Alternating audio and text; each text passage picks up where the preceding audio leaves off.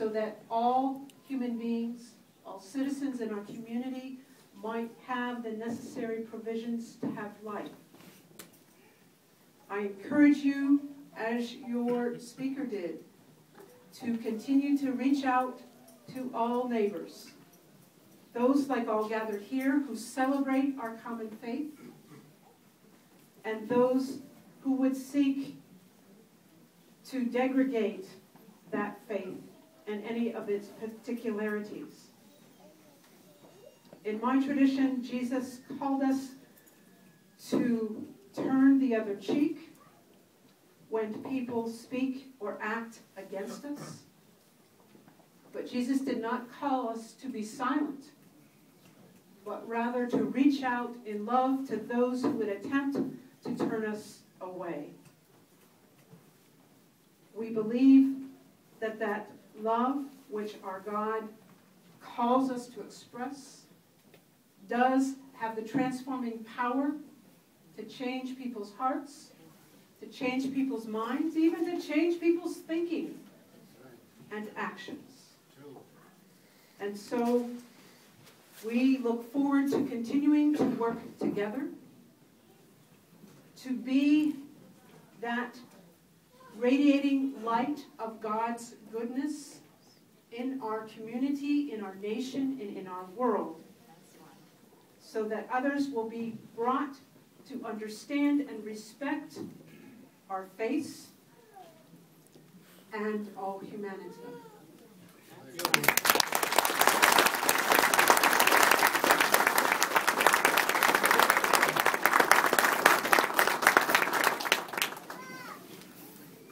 I want to say first that when I entered these doors today, I felt very welcome. And I felt honored, and I do feel honored to be here, and I think the Muslims should be credited for making us of other faiths welcome here. I think you should give yourselves a big hand.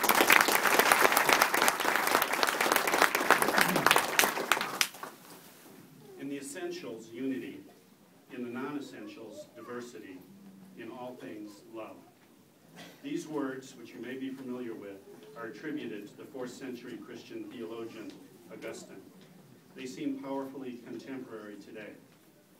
My name is Gregory Cook.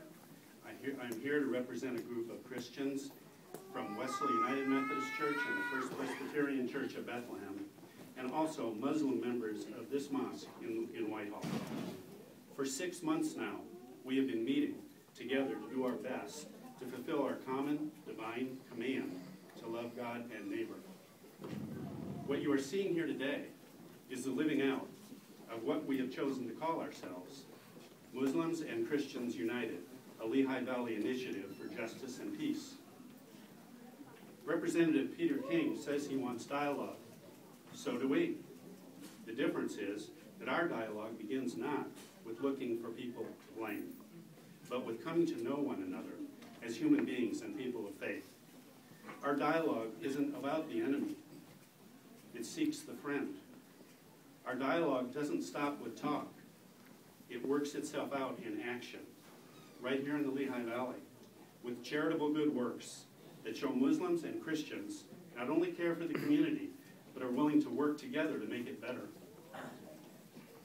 We see today as the perfect opportunity to present a loving alternative to the anger, hate, and fear that comes to the surface so naturally when we simply do not know one another. We believe that it is our calling as Muslims and Christians to break down the barriers between us by overcoming our status as strangers. Together we say, in the essentials, unity, in the non-essentials, diversity, in all things, love. Thank you.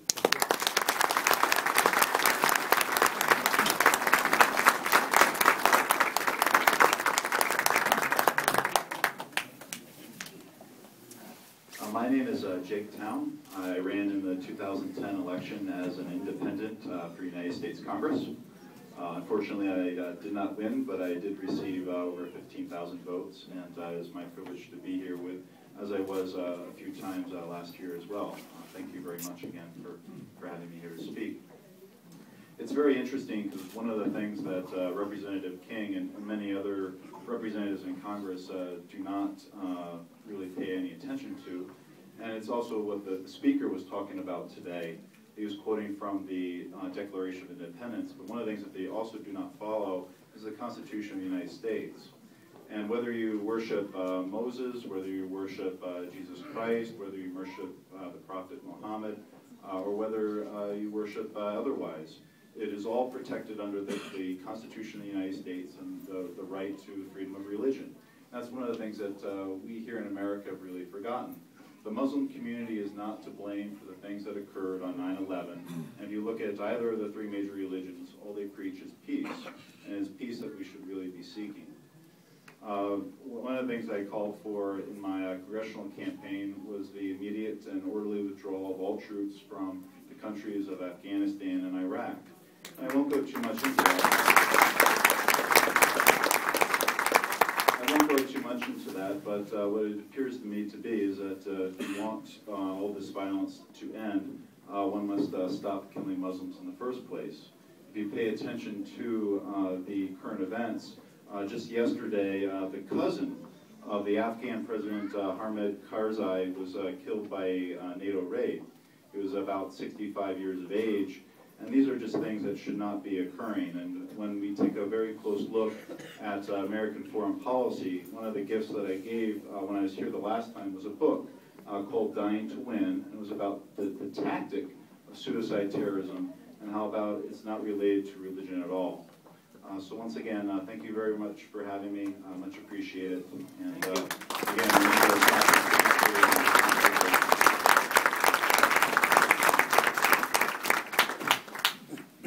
Good afternoon.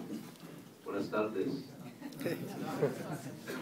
On behalf of Mayor Ed Pulaski of Allentown, I'm his executive assistant, and I also am employed by the mayor as the head to the faith office of the city of Allentown.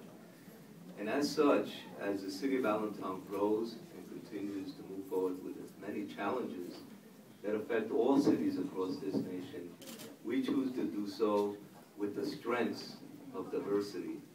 As I look into your eyes, each man and women, what I see is the same desires, the same wants that I have for my kids.